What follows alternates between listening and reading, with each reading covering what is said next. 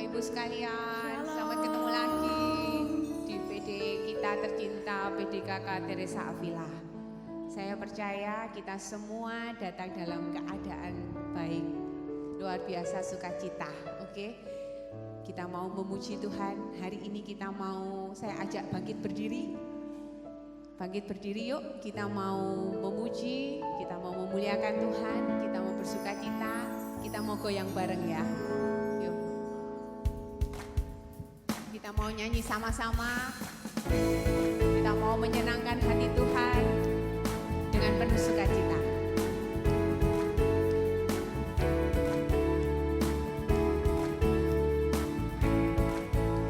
Ajarku berdiam. Ajarku berdiam dekat di hatimu, di saat ku berbalik temukan cintamu. Di sana kau menanti, di sana kau menanti, ku bawa ku lagi bersekutu dalam damai yang sejati.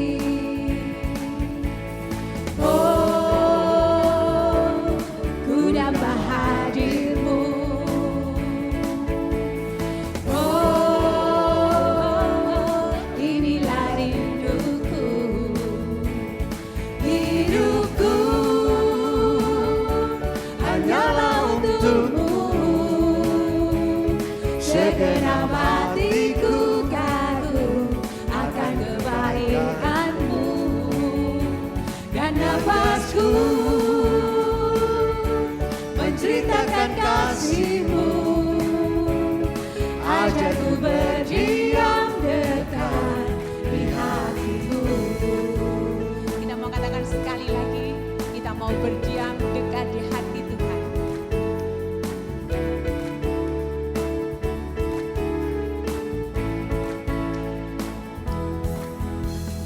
Ajarku berdiam dekat di hatimu, di saat ku berbalik temukan cintamu. Di sana kau menanti, ku bawa ku lagi bersekutu dalam damai yang sejati.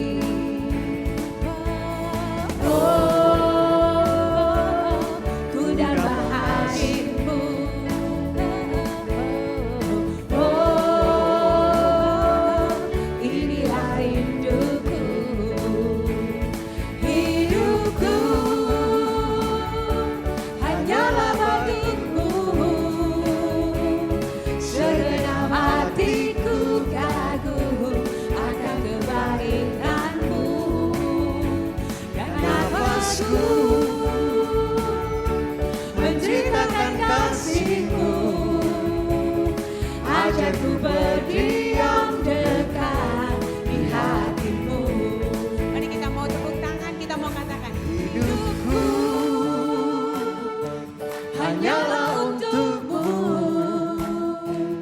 segenap hatiku kagum akan kebaikanmu, dan nafasku menceritakan kasihmu. Ajarku berdiam dekat di hatimu. Sekali lagi kita mau katakan, hidupku hanyalah untukmu, segenap hatiku kagum akan kebaikanmu, dan nafasku menceritakan kasihmu. Ajarku berdiam dekat di hatimu. Ajarku berdiam dekat di hatimu. Ajarku berdiam dekat di hatimu. Kita berikan sorak-sorai kemuliaan buat Tuhan kita. Terima kasih Tuhan sudah mengajar untuk setiap kita boleh dekat di hatimu. Mari saat ini kita bersatu dalam doa. Kita mau buka seluruh rangkaian PD hari ini dalam nama Bapa dan Putra dan Roh Kudus.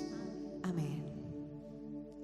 Bapa yang baik hati dan Bapa yang penuh kasih, terima kasih Tuhan atas kebaikan dan penyertaan-Mu buat setiap kami, sehingga pada pagi hari ini Kau kumpulkan kami kembali Tuhan di PD kami terkasih. Kami ingin memuji dan menyembah Engkau. Kami ingin selalu bersekutu bersama Tuhan di PD ini dengan mendengarkan firman-Mu Bapa. Kiranya Kau boleh hadir di tengah-tengah kami Tuhan. Curahkanlah Roh Kudus-Mu untuk setiap kami Tuhan, agar kami boleh selalu fokus duduk di bawah kaki-Mu Tuhan, untuk mendengarkan apa yang ingin Engkau sampaikan Tuhan, melalui hamba-Mu Bapak Henry Tuhan. Kiranya Kau pakai beliau Tuhan, sehingga apapun yang ingin Kau sampaikan saat ini boleh kami terima dengan baik Tuhan. Bapa, setiap dari kami saat ini datang dalam keadaan penuh masalah, penuh pergumulan, dan juga dengan segala dosa kami Tuhan. Tapi kami tahu Tuhan, kami punya Engkau yang luar biasa. Engkau yang selalu bisa mengampuni segala dosa kami Tuhan. Kami punya Engkau yang menjadi penolong kami yang setia Tuhan. Dan saat ini kami mau mengucapkan syukur dan terima kasih kami Tuhan atas kebaikan dan kasih-Mu. Saat ku berjalan, kasih-Mu menerangi langkahku.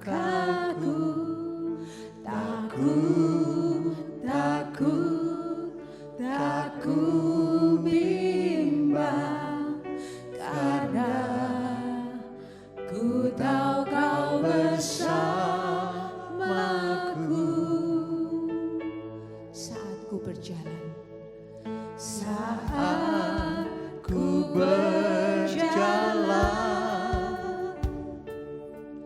kasih-Mu menerangi langkahku. Tak ku bimbang, karena ku tahu Kau bersamaku. Kau lebih tahu yang terbaik bagiku. Kau lebih sanggup pulihkan hidupku. Ku berserah, ku percaya, hanya Yesus penolong yang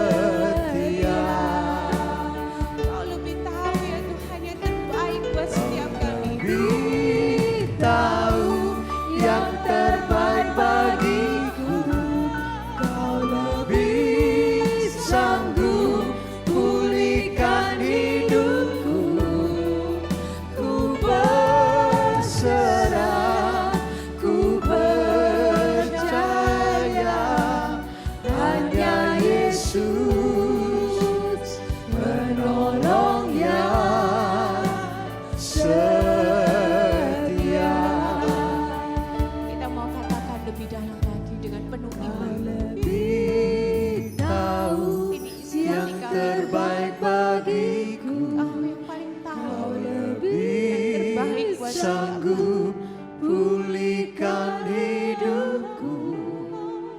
Ku berserah, ku percaya hanya Yesus penolong yang setia.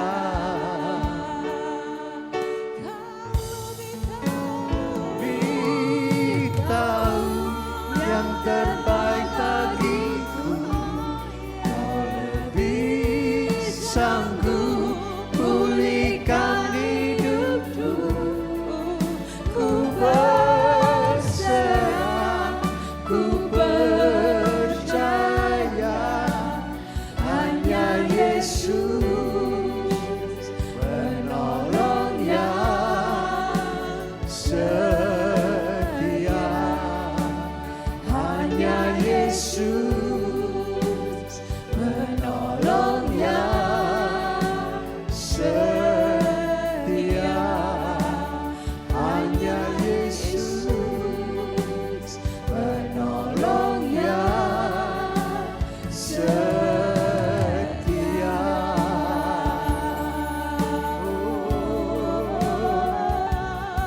Hanya Kau Yesus, hanya Kau Yesus penolongku yang setia.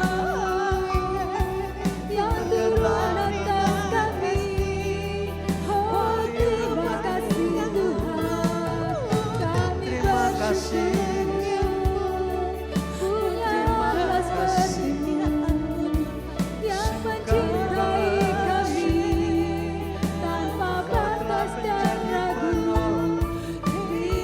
terima kasih. Kau sungguh Allah yang baik, Allah yang setia. Terima kasih, terima kasih Yesus. Kami punya Allah seperti Engkau, Allah yang baik, bahkan sangat baik. Terima kasih, oh terima kasih, terima kasih.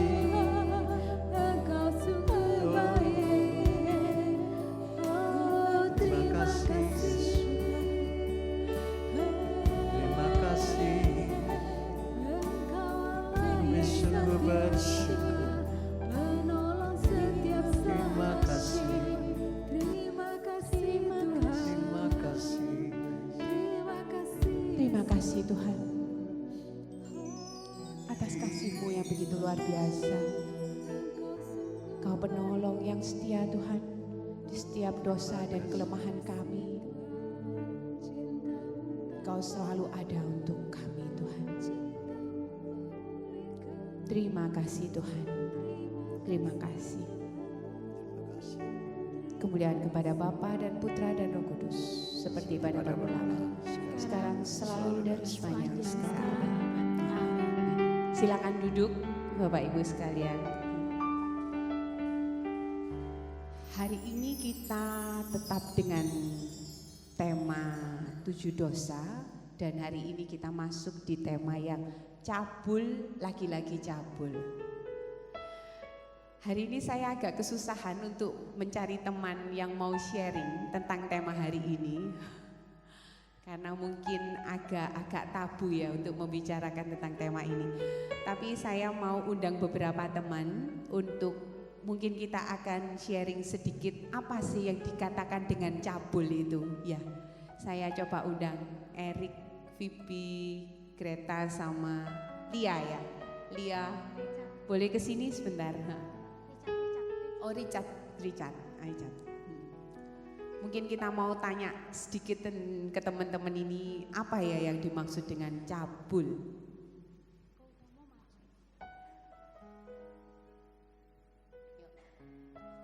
Mau mau mulai dari siapa yang mau?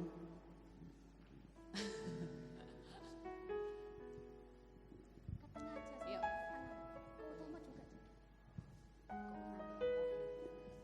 Lia, Eli. Greta dulu kali ya. Apa sih cabul itu, Gret? Dari bayanganmu aja. Nanti kan kita akan tahu lebih dalam dari pembicara kita ya, Pak Henry, hari ini.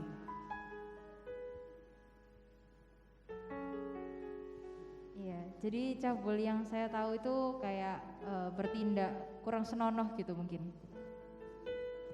Berpindah apa? Bertindak Oke. tidak senonoh. Iya. Oke, bertindak. Oke. Terus itu toh singkat jelas padat. Iya. Oke, boleh. Ayo Vivi, apa Bi? Cabul itu apa sih dalam bayangannya Vivi? Sama sih, kurang lebih kayak ya kurang pantas gitu. Kurang keras Bi? Ya kurang lebih sama kayak tindakan yang kurang pantas. Kayak contohnya zina gitu.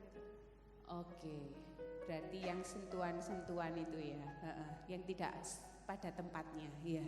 Oke, Richard, apa Chad? Kalau cabul tuh menurutku paling kayak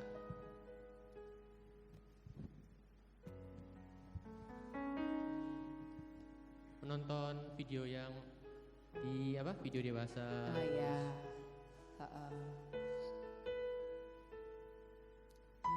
Itu aja paling. itu aja ya. Nonton aja gitu ya, nonton aja ya. Oke. Lanjut Li. Kalau menurut saya cabul itu luas ya artinya ya, mulai dari sentuhan-sentuhan fisik yang dilakukan oleh pria dan wanita yang seharusnya tidak boleh dilakukan, jadi bukan oleh suami istri, sampai mengarah ke hubungan seks Oke. yang bukan dilakukan oleh suami istri. Ya. Dan percabulan ini masalahnya udah dianggap hal yang biasa. Oke. Malah beberapa orang tuh menganggap percabulan itu bukan dianggap percabulan, tapi itu kebutuhan manusia, kebutuhan alami kayak makan, minum gitu. Ya. Dan kalau udah umur 30 tahun lebih nggak pernah melakukan yang seperti itu malah dianggap aneh. Aneh ya sekarang itu ya. Zamannya sudah seperti itu ya. Oke. Thank you Lia. Mungkin ada dari Kout sedikit pandangan tentang cabul. Kalau menurut saya, cabul itu adalah perbuatan atau manifestasi dari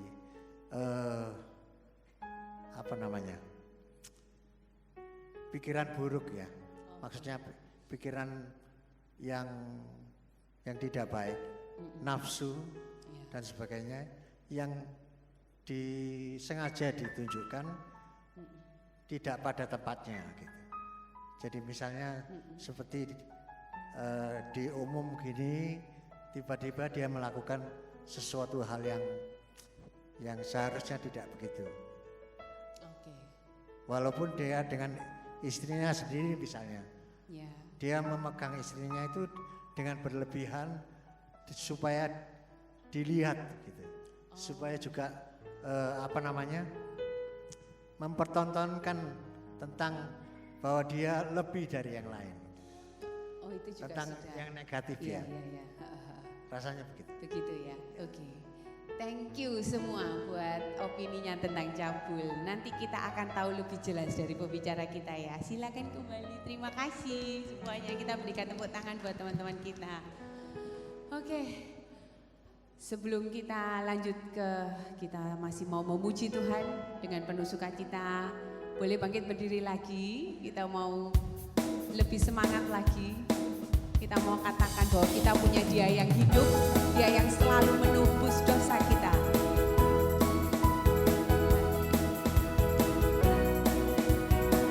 Sebab Dia hidup, Ada hari esok, sebab dia hidup, ku tak gentar, karena ku tahu dia pegang hari esok. Hidup jadi berarti sebab dia hidup. kita mau katakan anak Allah. Anak Allah, Yesus namanya menyembuhkan, memulihkan, bahkan mati, tebus dosaku, kubur kosong membuktikan Dia hidup. Sebab Dia hidup, sebab Dia hidup. Ada hari esok, sebab Dia hidup.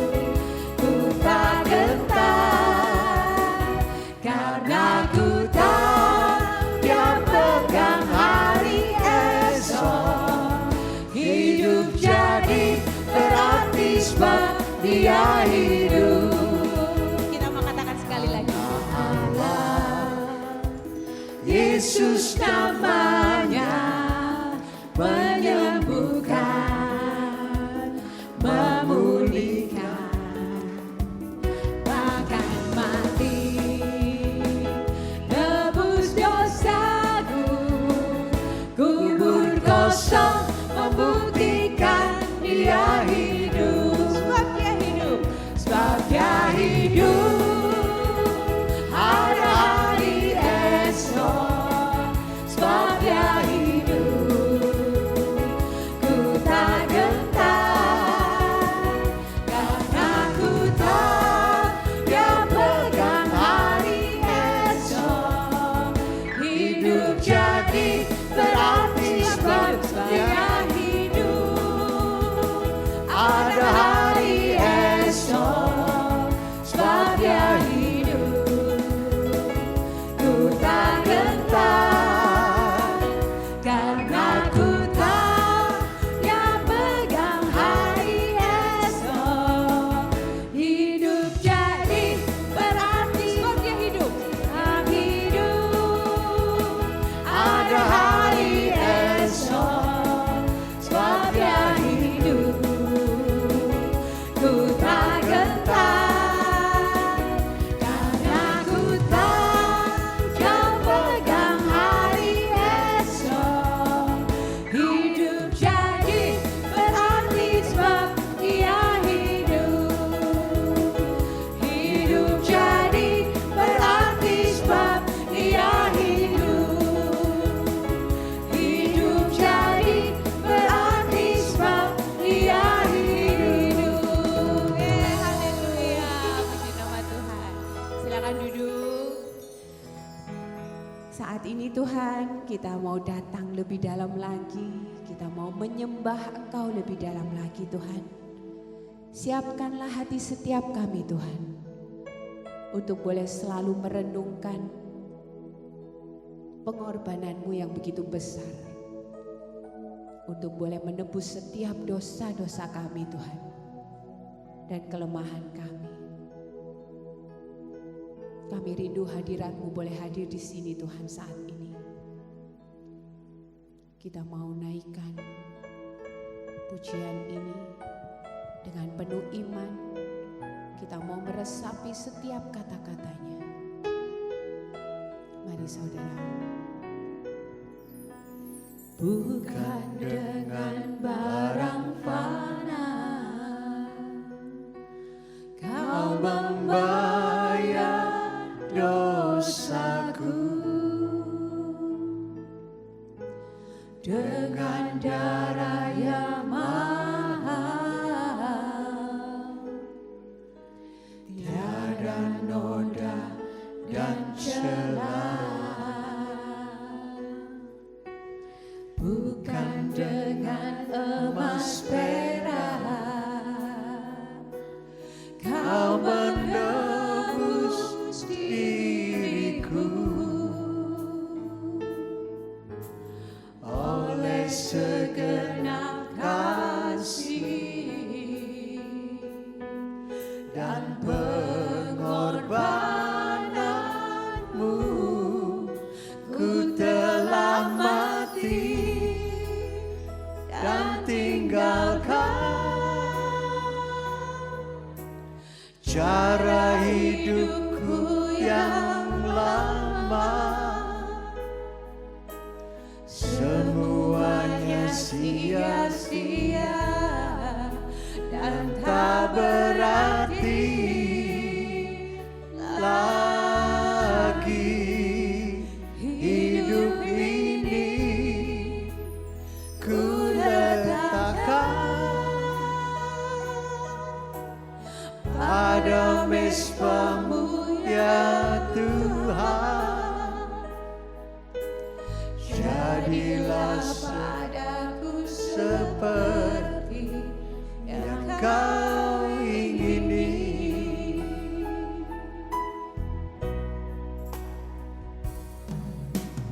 Bukan dengan barang fana Kau membayar dosaku, dengan darah yang mahal, tiada noda dan celah. Bukan dengan emas perak Kau menebus diriku, oleh segenap kasih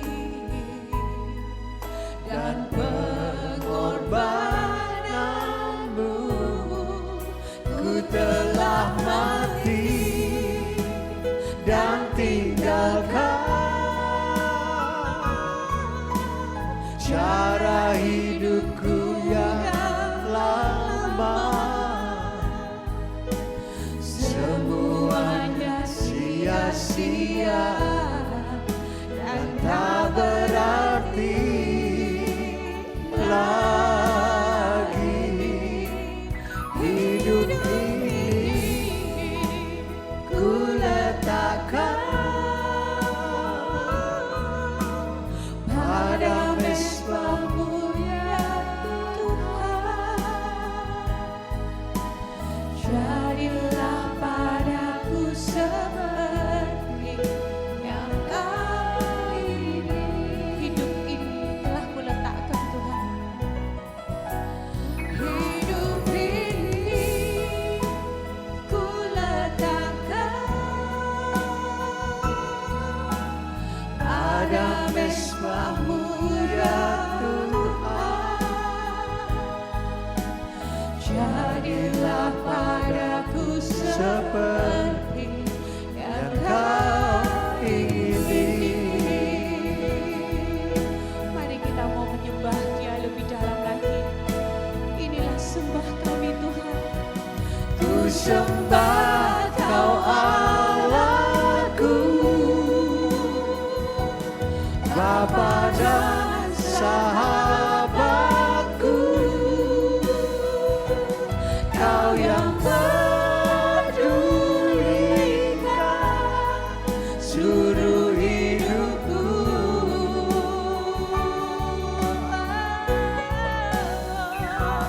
Walau lewati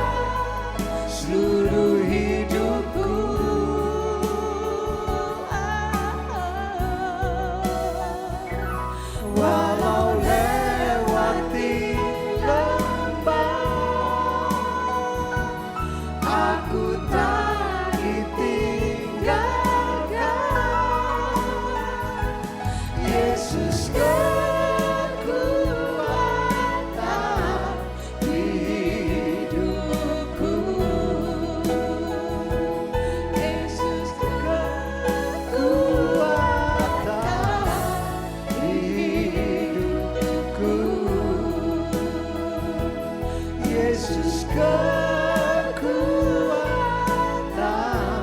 hidupku.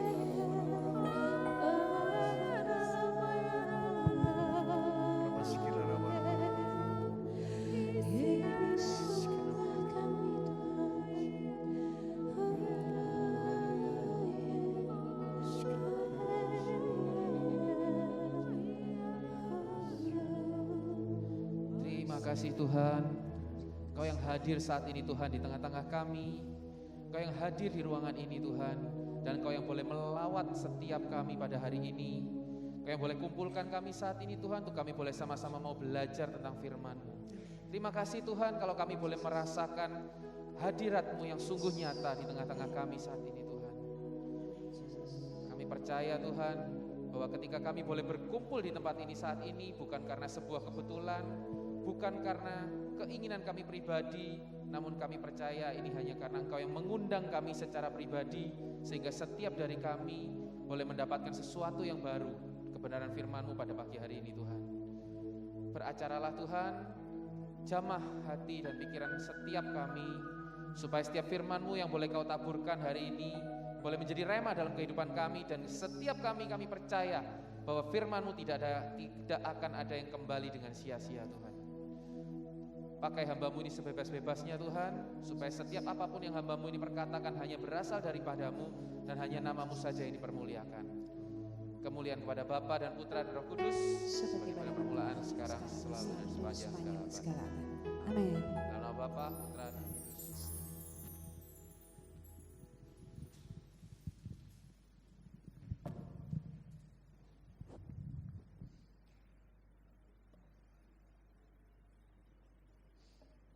Shalom. Shalom semuanya. Bagaimana kabarnya hari ini? Luar biasa, puji nama Tuhan. Ya. Perkenalkan saudara semuanya, nama saya Henry, ya saya dari Paroki SMTB, Hai semuanya. Ya, jadi pada hari ini kita akan sama-sama belajar, ya tadi kalau WL-nya sudah berkata sulit untuk mendapatkan orang yang sharing mengenai hal cabul ya, karena hal yang cabul itu pasti tersembunyi. Kalau sampai diceritakan itu biasanya ceritanya ke sesama yang berbuat cabul. Tapi karena ini di PD nggak mungkin cerita ya. Oke, jadi hari ini saya akan mencoba menceritakan beberapa sharing juga saudara ya, karena jujur aja ketika kemarin Ko Hadi ada chat saya, bro bisa tolong bawakan firman di PD Avila, saya bilang oke, waktunya saya lihat oke, bisa. Dan ketika saya tanya kok ada tema enggak, rata-rata PD bilangnya temanya bebas. Dia bilang ada temanya. Begitu saya baca temanya, astaga, ini saya jawab oke itu mungkin ngetik oke terberat dalam hidup saya mungkin ya. Wah ini apa ya, suatu hal yang nggak gampang saudara ya. Karena dari judulnya dia cabul lagi cabul. Ini judulnya ini sesuatu yang apa ya? Yang bukan hanya terjadi pada satu orang, bahkan hampir setiap kita mengalaminya saudara. Bahkan gini, sebagai seorang pria, saya hanya seumur hidup saya hanya pernah ketemu satu orang yang mengaku dengan benar-benar bahwa seumur hidupnya, ini cowok ya, ini kita bicara cowok ya, saya baru ketemu dengan satu orang cowok yang dia mengaku seumur hidupnya dia tidak pernah nonton pornografi dan dia tidak pernah melakukan masturbasi. Dan waktu itu saya shock, tapi ketika saya lihat saya percaya ya. Waktu itu kami ikut di sebuah camp Young Men ya. Dan ternyata sang pembicara itu adalah teman lama saya yang sudah lama nggak ketemu, dan saya tahu dari dulu hidupnya itu kudus dan lurus ya. Dan saya percaya ketika dia mengatakan seperti itu, dan dia sampai hari ini dia masih menjadi seorang pewarta juga ya. Jadi benar-benar hampir semua orang ya, kalau tidak bisa dikatakan 99,9% ya, hampir semua orang pasti pernah mengalami, pasti pernah melakukan, pasti pernah terjatuh di dalam dosa ini ya. Nah, maka dari itu hari ini kita akan sama-sama belajar saudara, bagaimana firman Tuhan berkata, dan bagaimana apa sih sebenarnya penyebabnya, kenapa kok bisa seperti itu, dasarnya apa, dan dampaknya itu apa sih dalam kehidupan kita. Mari kita bahas bersama-sama. Oke, next. Sorry, kok next ya, lupa ya. Nah, ini adalah ayat temanya ya saudara ya. Mari kita baca bersama. 1, 2, 3. Jauhkanlah dirimu dari percabulan. Setiap dosa lain yang dilakukan manusia terjadi di luar dirinya, tetapi orang yang melakukan percabulan berdosa terhadap dirinya sendiri. Saat firman ini disampaikan ya, ada seorang teman yang berkata, ya lebih baik saya berdosa sama diri sendiri daripada saya berdosa sama Tuhan. Kan nggak apa-apa, dosanya kan sama diri saya sendiri. Tapi kalau dosanya sama Tuhan kan repot. Masalahnya dosa itu pasti sama Tuhan. Ya, namanya dosa itu pasti sama Tuhan. Kalau kepada diri sendiri itu kita bersalah. Kita tidak pernah merasa berdosa pada diri sendiri, tapi kita sering merasa bersalah pada diri sendiri. Betul ya? Tapi kalau berdosa pada diri sendiri itu nggak pernah. Dosa itu hubungannya ya, kenapa disebut dosa? Karena itu adalah kesalahan kepada Tuhan. Dan tahukah kita bahwa tubuh kita adalah bait Allah. Jadi ketika kita melakukan sebuah dosa, maka terhadap diri sendiri, maka kita mencederai bait Allah. Mencederai bait Allah yang ada dalam tubuh kita. Ya. Nah, mari kita bahas dulu secara pengertiannya. Apa sih cabul? Tadi beberapa teman-teman sudah maju ya untuk menceritakan apa sih cabul itu. Nah, dalam bahasa Yunani ada 5 kata. 5 kata ini yang menggambarkan sebuah percabulan. Ada yang namanya, saya nggak tahu bacanya gimana ya. Ekporneu, porneia, porneu, porn, dan pornos. Ya, intinya satu. Pusat katanya adalah di kata nomor 2. Ya, pusat katanya adalah di kata nomor 2. Sedangkan porn adalah, kalau porn dalam bahasa Inggris adalah pornografi ya. Tapi kalau dalam bahasa Yunani, porn ini artinya pelaku percabulan, cewek. Kalau pornos itu pelakunya yang cowok. Jadi kalau ada seorang wanita yang, mohon maaf, menjual dirinya, dia melakukan perzinahan, ya dia menjual diri, itu dia porn. Tapi yang bayar, yang pakai jasanya itu yang pornos. Intinya begitu. Nah, jadi intinya saudara, ketika kita berbicara tentang percabulan, apapun itu, ya, itu kita selalu identik dengan kata yang namanya prostitusi atau persundalan, ya. Jadi prostitusi atau persundalan. Dan kemudian imoralitas seksual. Tadi ada salah satu teman tadi yang sharing melakukan hubungan sentuhan-sentuhan sampai hubungan seks di luar pernikahan. Ya, ini dia. Imoralitas seksual di luar pernikahan. Jadi imoralitas seksual itu adalah seksual yang tidak bermoral, yang tidak bertanggung jawab, yang tidak sesuai dengan firman Tuhan katakan, ya. Nah, kemudian mengejar kepuasan yang tidak wajar. Ya, karena hari ini kita berbicara tentang percabulan, ya, maka tentunya ini adalah hawa nafsu atau kepuasan di bidang seksual. Tapi sesungguhnya ketika kita lihat mengejar kepuasan yang tidak wajar, apapun itu bisa menjadi suatu dosa. Mengejar kepuasan yang tidak wajar, mengejar kekayaan yang terlalu banyak, mengejar ketenaran yang terlalu ekstrim, mengejar apapun itu akan mendorong kita membuat kita berdosa, saudara. Ya, karena apa? Karena ketika kita mengejar kepuasan yang tidak wajar, itu akan membuat diri kita ini menjadi memberhalakan hal tersebut dan kita melupakan Tuhan. Oke? Nah, ada yang tahu nggak kira-kira apa bedanya berzinah sama cabul? Zina sama cabul, ada yang tahu bedanya nggak? Zina membayangkan, cabul melakukan. Oke, zina membayangkan, cabul melakukan. Kira-kira kalau misalkan seseorang yang belum menikah, masih single, jomblo, membayangkan berhubungan dengan orang lain gitu, ya, itu berzina apa bercabul? Berzina atau cabul? Zina atau cabul? Ya, jadi zina dan cabul ini merupakan suatu yang kita nggak perlu perdebatkan ini masuk zina atau cabul. Cuman intinya satu, ya. Zina adalah ketika sudah terikat pada suatu perkawinan dan kita melakukan atau membayangkan juga melakukan, itu berzina, saudara. Tapi cabul itu adalah biasanya lebih kepada untuk orang-orang yang belum menikah. Ya. Tapi tidak selalu jujur. Jadi sekali lagi tidak perlu ini masuk zina apa cabul, dua-duanya dosa. Jadi kita tidak usah ngomong aku mending zina, aku mending cabul, nggak ada mending, ya. Mending kita tidak berdosa, mending kita memuji menyembah Tuhan selalu. Oke? Nah, jadi perbedaannya adalah di sana. Intinya, apa sih artinya? Intinya dua aja kok. Dari sharingnya teman-teman, 4 orang teman yang tadi maju, ya. Koko 1 tadi yang singer juga, ya. Dan dari semua ini intinya 2 kata saja. Pornografi dan porno aksi. Ya, mau itu zina, mau itu cabul pasti dimulai dari mata. Pornografi dulu, kemudian berlanjut lagi ke porno aksi. Intinya begitu, saudara. Ya. Nah, bagaimana dosa ini bisa bermula? Bagaimana dosa ini bisa Bagaimana sih permulaan dosa ini? Firman Tuhan di Efesus 4 ayat 19 berkata, perasaan mereka telah tumpul sehingga mereka menyerahkan diri kepada hawa nafsu dan mengerjakan dengan serakah segala macam kecemaran. Ini kalau dalam bahasa Inggrisnya, ya, dalam kitab yang bahasa Inggrisnya itu perasaan mereka telah tumpul itu ada sebuah kata-kata callous, ya, C-A-L-L-O-U-S, callous. Itu kalau kita search di Google, callous itu artinya apa?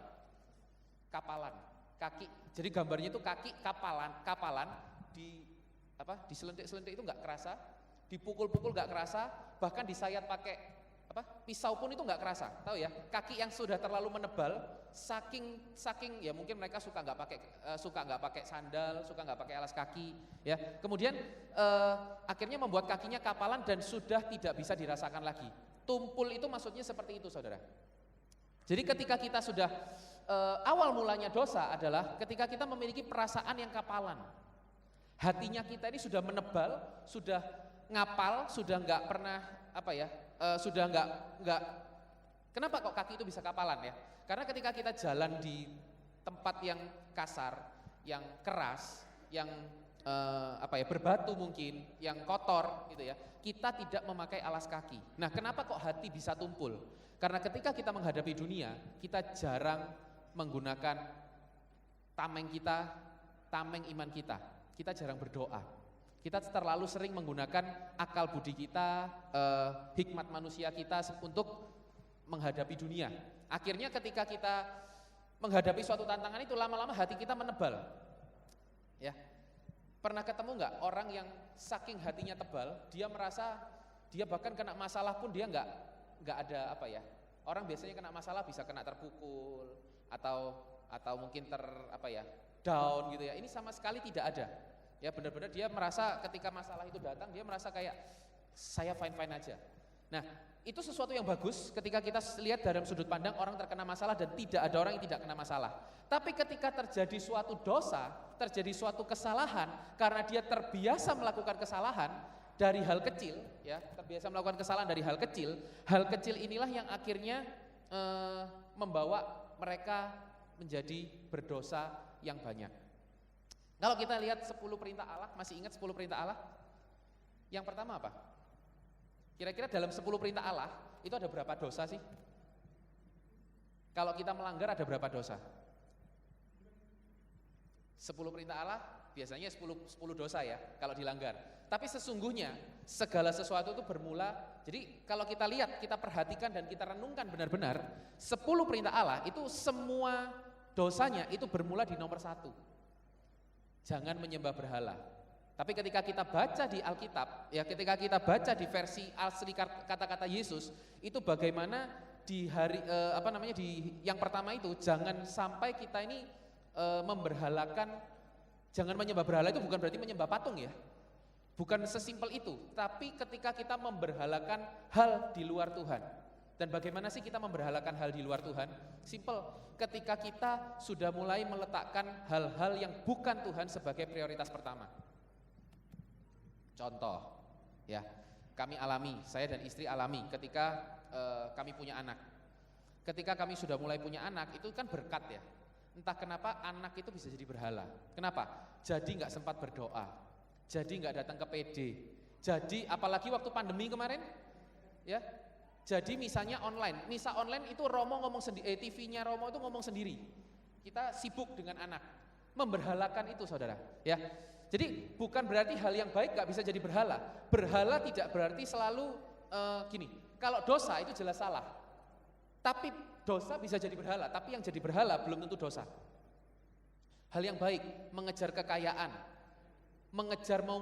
Kalau mengejar kekayaan, oke lah, orang sudah berkecukupan kok nggak pernah puas, mungkin kita bisa katakan seperti itu. Orang yang kepepet karena ngejar hutang, dikejar hutang, ya. Kalau ngejar hutang berarti debt collector ya. Dikejar hutang, ya. Dikejar hutang, dia benar-benar kondisinya kepepet, bisa jadi berarti, dan dia bekerja sepenuh waktunya itu untuk melunasin hutang, baik nggak kira-kira? Kalau Tuhan, kalau saya hutang saya lunas, saya bisa jadi berkat buat orang lain, saya bisa lebih tenang melayani Tuhan, misalkan seperti itu. Bagus nggak?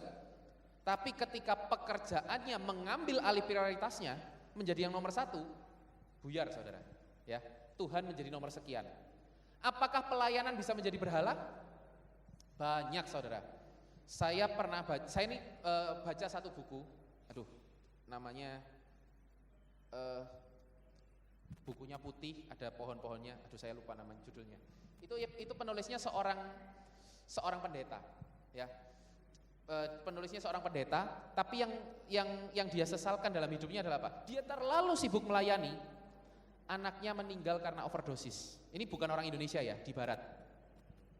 Bukunya itu Purpose Driven Life, Rick Warren. Ya, kalau saudara tahu, bukunya itu Purpose Driven Life, Rick Warren, bukunya warna putih, di sampingnya ada corak pohon-pohon gitu ya, daunnya warna-warni. Itu dia menceritakan bagaimana kita bisa punya hidup yang sesuai dengan tujuan Tuhan. Dan dia menulis buku itu setelah anaknya meninggal karena overdosis. Kenapa? Karena dia terlalu sibuk melayani. Dia banyak bicara tentang Tuhan, tapi dia tidak pernah menunjukkan siapa Tuhan dalam keluarganya. Jadi berhala enggak? Karena susunannya kebalik-kebalik saudara, ya. Nah, jadi tumpul kenapa? Karena kita terlalu sering membiasakan. Contoh, ada yang pernah nonton di YouTube, sekarang lagi sering ini loh, lomba tampar-tamparan tuh, tahu ya? Tampar, pak, ada orangnya gede, tapi pipinya nggak kuat, ada yang tangan orangnya kecil tapi ditampar bagaimanapun dia kuat. Itu bukan masalah gede-gedean badan saudara, bukan masalah gede-gedean badan, tapi seberapa tebal pipinya. Dia lebih berapa sering dia ditampar. Semakin sering dia ditampar, pipinya itu semakin tebal dan dia ditampar pun jadi nggak kerasa.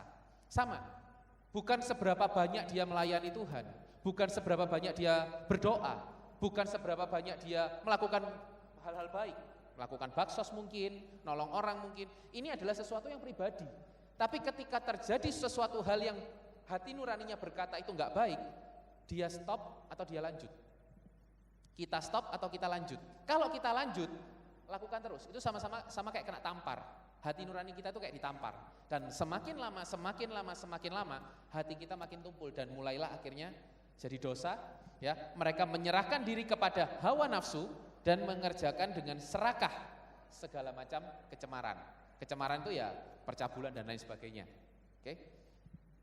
Terus kemudian kelanjutannya bagaimana? Kalau sudah step awalnya sudah terjadi, ya langkah awal terjadinya hawa nafsu tadi, ya, hawa nafsu akhirnya hawa nafsu itu segala hal, tapi dalam hal ini kita bicara tentang percabulan, ya.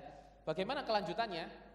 Yakobus 1 ayat 14 sampai 15. Tetapi tiap-tiap orang dicobai oleh keinginannya sendiri. Hatinya sudah tumpul, sesuatu yang salah dan dia tahu itu salah. Awalnya dia tahu itu salah, dia lakukan. Ketika habis dia lakukan, hatinya itu jadi nggak enak.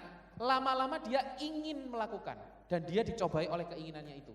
Step keduanya, kenapa dia lanjutkan? Karena sesuatu yang tidak benar ini sudah menjadi keinginan dagingnya. Karena ia diseret dan dipikat olehnya. Dosa itu kan indah ya. Coba sebutkan dosa yang nggak indah. Dosa yang nggak enak itu apa? Semua dosa itu enak. Nggak usah jauh-jauh sampai dosa. Makanan yang enak, makanan yang enak itu pasti biasanya tidak sehat. Yang kalorinya banyak, orang-orang yang mau diet itu pasti harus menjauhi makanan-makanan enak. Ya, enak memang relatif ya saudara ya. Tetapi makanan yang secara umum enak dan menggiurkan, tampilannya itu juicy, keluar minyak-minyaknya gitu ya, atau bagaimana, itu pasti sesuatu yang kalorinya tinggi atau enggak sehat. Ya, nah, dan apabila keinginan itu telah dibuai, ia melahirkan dosa. Ini pakai prinsip pembuahan dalam manusia ya. Ketika keinginan, jadi keinginan itu kayak embrionya, sel telurnya, dibuai, langsung lahirlah dosa. Nah itu yang tadi mungkin dikatakan bahwa pemikiran, keinginan ya itu adalah buahnya, sel telurnya. Tapi ketika telah dibuahi oleh apa? Mau maju untuk melakukannya, lahirlah dosa. Dan kalau dosa itu sudah matang, jadilah maut. Maksudnya dosa sudah matang itu apa? Dosa yang sudah matang itu karena apa? Terlalu banyak. Matang itu kan terlalu apa ya? Digodok, direbus, dimasak, ditumis, goreng, sudah sampai matang. Artinya apa? Dia sudah diproses sedemikian lamanya di dalam dosa. Lahirlah maut. Maut itu jelas membawa kematian. Oke? Nah, dan ini adalah sebabnya saudara. Ya, kenapa sih kok bisa sampai begitu? Kenapa sih kok ketika kita ini sudah boleh percabulan itu ya, sebabnya itu apa? Yang pertama, Kolose 3 ayat 5. Karena itu matikanlah dalam dirimu segala sesuatu yang duniawi, yaitu percabulan, kenajisan, hawa nafsu, nafsu jahat dan juga keserakahan yang sama dengan penyembahan berhala. Kita titik beratkan di yang akhir. Sama dengan penyembahan berhala. Sekali lagi, penyembahan berhala tidak harus menyembah patung, karena kita juga tidak menyembah patung ya. Berhala yang jauh lebih bahaya. Jadi kalau kita mungkin ketemu dengan saudara-saudara kita dari denominasi lain, dari gereja lain ya, pasti mereka selalu menyerang orang Katolik itu menyembah patung. Mereka kan ya itu terserah mereka sih, kita juga nggak perlu emosi ya, karena mereka tidak tahu aja apa yang mereka katakan. Tapi mereka mengatakan seperti itu, padahal yang jauh lebih bahaya itu bukan itu ya. Siapa sih sekarang yang di sini benar-benar menyembah patung? Nggak ada kok orang Katolik yang menyembah patung. Tapi betapa banyak orang Katolik mau nikah tanya suhu harinya baik atau enggak ya. Kemarin Imlek tahun kelinci, berapa banyak teman-teman saya ya, Ciswa, betul ya, Ciswa. Kebetulan saya dan istri ada salah satu usaha kami ada buka rumah makan belut ya. Beberapa teman langsung kontak, bro aku beli dong belut hidup ya, jangan yang sudah digoreng. Buat apa? Buat Ciswa katanya. Kenapa? Sionya naga ya, karena teman-teman saya seumuran itu ya saudara ya, sionya naga katanya jong, beli belut. Jadi bisa bayangkan dalam satu hari, di hari Imlek itu rumah makan saya, memang saya nggak jaga di sana, pegawai yang jaga, itu omsetnya lebih banyak orang beli belut hidup daripada belut gorengnya. Bisa begitu ya. Ya, dan itu pesan semua gitu loh, karena kalau enggak kan pasti sudah digoreng. Jadi lucu sekali, kenapa banyak orang seperti itu saudara? Karena apakah itu berhala? Itu memberhalakan segala sesuatu yang bukan Tuhan.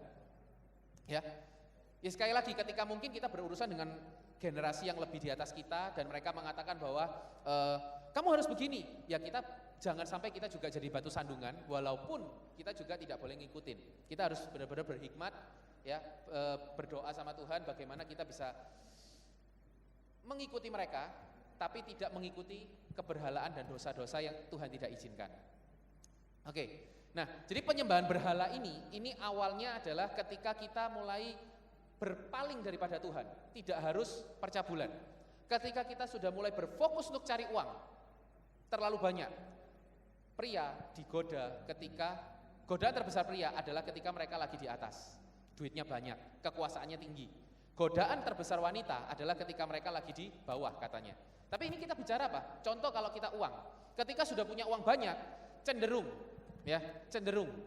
tidak selalu, tidak semua, apalagi di hari-hari sekarang banyak sekali anak-anak Tuhan semakin diselamatkan ya, mereka banyak menggunakan uangnya untuk bantu orang lain ya, kita benar-benar bersyukur akan hal itu. Tetapi rata-rata pandangannya adalah orang-orang yang punya banyak duit ya, orang-orang yang punya banyak duit itu selalu melakukan banyak hal yang tidak benar.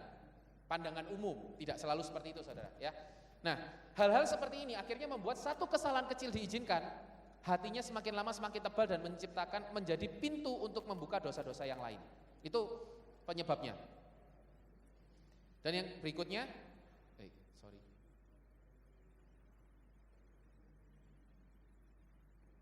ya. Dan berikutnya di 1 Korintus 15 ayat 33 mengatakan, janganlah kamu sesat, pergaulan yang buruk merusakkan kebiasaan yang baik. Jadi saudara, sebelum saya menikah tahun 2017. Sebelum saya menikah, itu seringkali teman saya bilang gini, bro nyusul ya, nyusul kemana? Mereka menyebutkan nama klub, beberapa klub lah di Surabaya. Saya nggak ngapa-ngapain memang, tapi nyusul ke sana, saya cuma berpikir kalau saya nggak datang, nggak enak. Ketika saya datang, ketemu dengan teman saya, tapi saya nggak bisa komunikasi dengan mereka. Bisa paham maksud saya? Fly, high dan lain-lain. Jadi saya mikir buat apa saya ke sana? Itu lingkungan saya teman-teman semuanya. Ya, jadi pergaulan yang buruk merusakkan kebiasaan yang baik. Ketika kita sudah punya kebiasaan yang baik, kita punya kebiasaan berdoa, kita punya kebiasaan komunitas, kita punya kebiasaan yang memuliakan nama Tuhan. Ketika lingkungan kita, komunitas kita nggak baik, kita akan cenderung untuk salah jalan. Ya, nah, dan itu pun yang saya syukuri, hampir semua teman saya merokok. Sampai detik ini puji Tuhan. Saya bukan ngomong merokok berdosa ya, karena ada Romo yang merokok, bukan hak saya untuk menghakimi.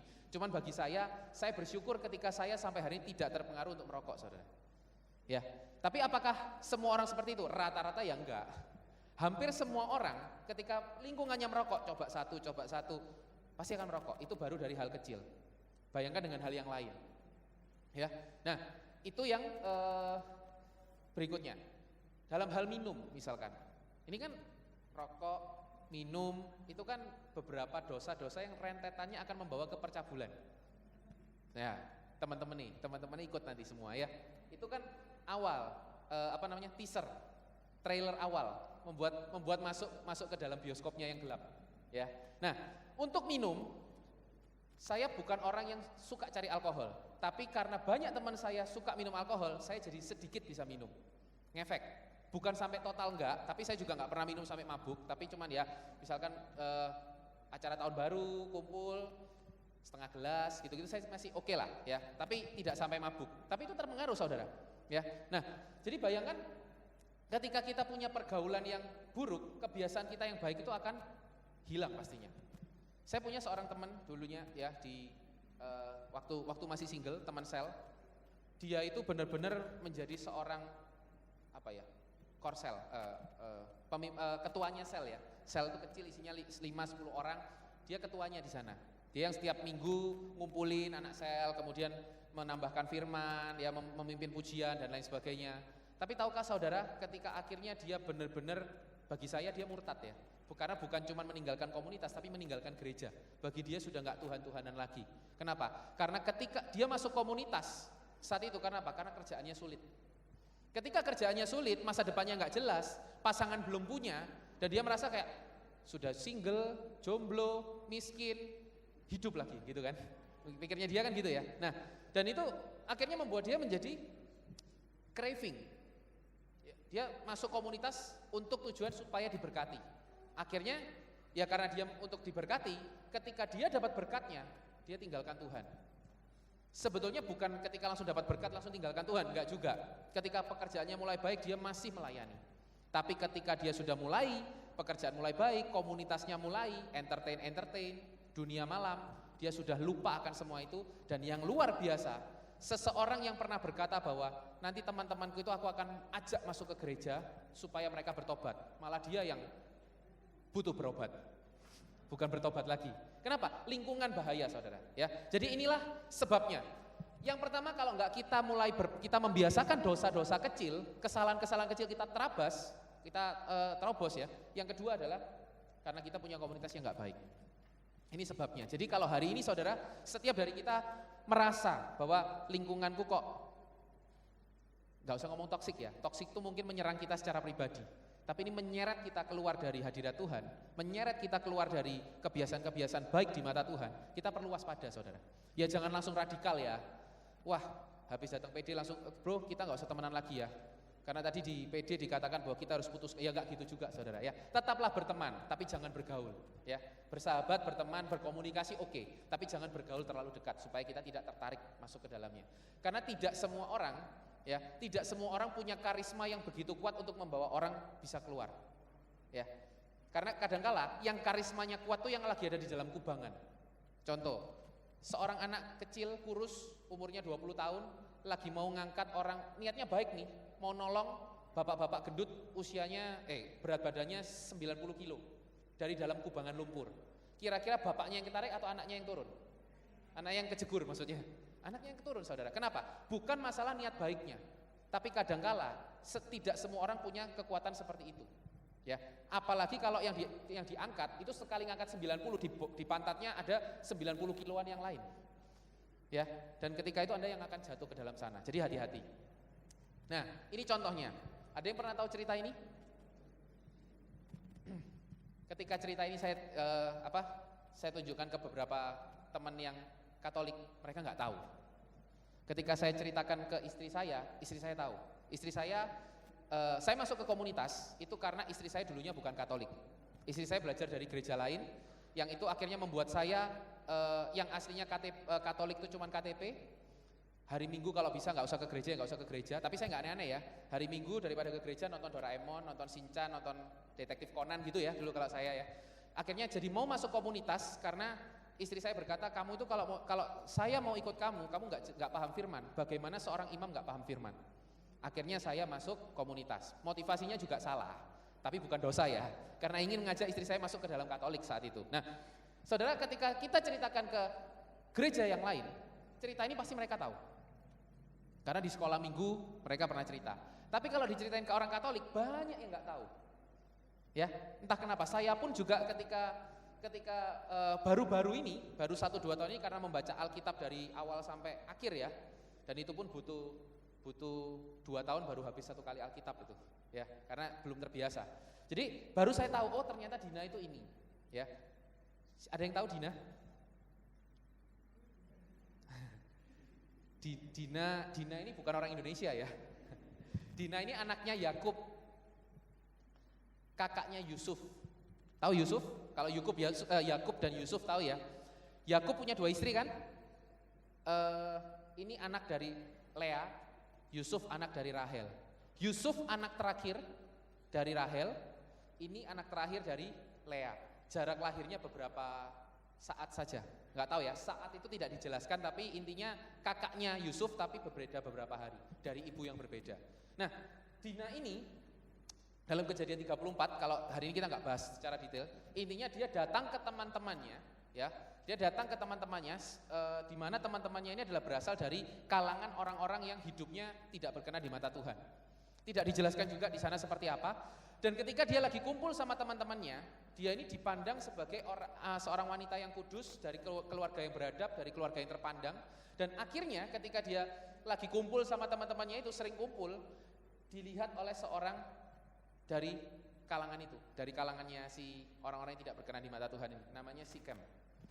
Dan akhirnya singkat ceritanya, lama-lama terjadinya apa? Terjadilah sesuatu yang sekarang dalam bahasa Indonesia disebut ruda paksa. Apa itu?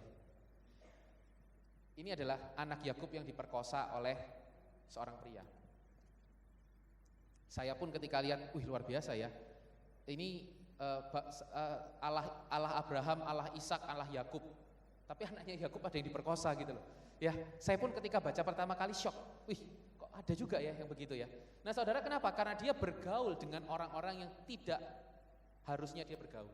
Dan di saat itu terjadilah sesuatu yang iblis masuk. Masuknya bukan ke dia, masuknya ke orang lain. Ya, masuknya ke orang lain yang mana melihat bahwa ini wanita yang cantik, beradab, pakaiannya rapi, ya, tidak. Kalau mungkin ya, saya juga nggak tahu itu seperti apa karena sekali lagi di Alkitab tidak dijelaskan. Nah, di saat itu mungkin, kalau bayangan saya mungkin di saat mungkin kita ngelihat yang lainnya pakaiannya terbuka, ada satu cewek yang alim santun, entah kenapa jadi menarik. Ya, itu mungkin yang terjadi di sana. Jadi Dina dan Sikem ini. Dan apa yang terjadi? Di ayat 34 di awal diceritakan dia diperkosa. Di ayat 34 itu juga terjadilah sampai satu kota semua prianya dibunuh sama kakaknya. Kakaknya ada Simeon dan siapa gitu ya. Itu yang akhirnya dibunuh, semua cowok dibunuh. Jadi mereka akhirnya karena adiknya diperkosa, tapi akhirnya Sikem ini jatuh cinta juga sama si Dina. Dia mau minta Dina ini sebagai istrinya. Singkatnya begitu. Dan akhirnya karena kakak-kakaknya ini, dua kokonya ini udah jengkel, mangkel.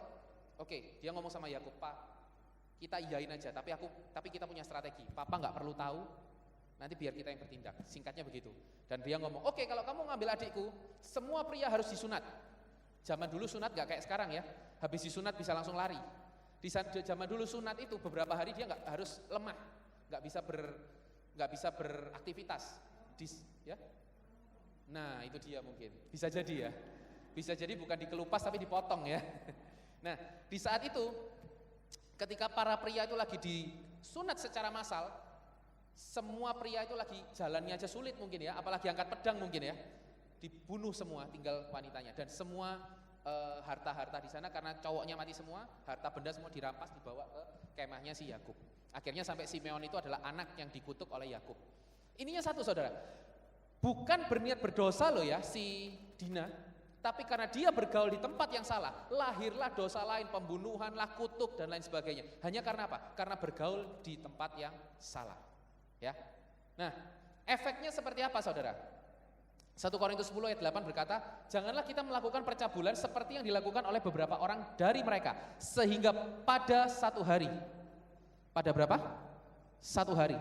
Tewas berapa orang? 23.000 orang. Gempa di Turki kemarin yang tewas berapa? 7.000, 4.000. Ya, saya nggak tahu juga ya berapa. Yang jelas nggak sampai 23.000, betul ya? Bayangkan saudara, gempa yang skala Richternya segitu aja, bangunan ambruk semua, itu aja membunuh nggak sampai 23.000 dalam satu hari. Betapa dahsyatnya ketika kita punya dosa. Apa ceritanya ini? Di kitab Kejadian, di saat itu pasukan Israel itu, Keluaran ya, itu orang-orang Israel itu sudah berada tepat di perbatasan tanah terjanji. Lalu jadi mereka di perbatasan, tapi jangan bayangkan perbatasan itu cuma satu garis ya. Ya mungkin perbatasan itu ya masih beberapa hari jauhnya perjalanan lah ya. Nah, jadi di saat itu mereka ada di dataran Moab, ya nama dataran Moab. Kemudian ada orang-orang yang ingin menyerang mereka karena mereka takut daerahnya ini diakuisisi, ya, diambil oleh mereka. Kemudian apa yang mereka lakukan? Mereka punya siasat, mereka mengirim wanita-wanita sundal dan akhirnya membuat para pria-pria di orang Israel ini berdosa dan akhirnya mereka mati. Sampai akhirnya kita tahu saudara ya, dari begitu banyak orang Israel, berapa orang yang akhirnya masuk ke tanah terjanji? 2 orang saja. Segitu banyaknya yang masuk benar-benar ke tanah terjanji cuma berapa? 2 orang, Yosua dan Kaleb. Karena hanya mereka yang kudus di hadapan Tuhan. Efeknya apa saudara? Lagi di perbatasan, kita berdoa begitu lama, Tuhan tolong beri saya keturunan, Tuhan tolong pulihkan ekonomi saya, Tuhan tolong saya pengen punya pasangan hidup yang bagus, Tuhan tolong begini, Tuhan tolong. Lagi di perbatasan nih, lagi mau tercapai doanya, apa yang kita lakukan? Kita berdosa. Apa yang terjadi? Binasa. Mungkin kita nggak mati, tapi buyar saudara. Tahu nggak? Umat Israel tuh muter-muter 40 tahun. Tapi kalau itu ditempuh dengan jalan kaki, itu sebetulnya waktunya tidak perlu sampai setahun. Nggak perlu sampai setahun, muter-muternya itu 40 tahun. Kenapa? Karena mereka tidak pernah menjaga kehidupan mereka. Jadi saudara, ketika saya percaya setiap dari kita punya pergumulan, amin. Setiap kita punya tantangan dalam kehidupan kita, dan setiap kita berdoa untuk jawaban doa itu.